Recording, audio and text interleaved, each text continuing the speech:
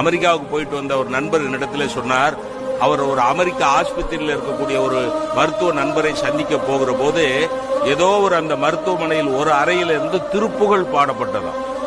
உள்ளே இருந்து திருப்புகழ் ஒலி வந்த உடனே இவர் நின்று கேட்டிருக்கார், என்ன உள்ள என்ன அமெரிக்க மருத்துவமனையில் அது ஆங்கிலேயர்கள் அமெரிக்கர்கள் வந்து திருப்புகழை உச்சரித்துக் கொண்டிருக்கிறார்களேன்னு கேட்டபோது அங்க இருக்கிற மருத்துவர் சொன்னாராம், இது திருப்புகழா இல்லையா என்று எங்களுக்கு தெரியாது, ஆனால் இந்த பாடல்களை பாட பாட பாட பாட பேசுவதில் குறைபாடு உடைய குழந்தைகளுக்கு பேச்சு சரியாகிறது.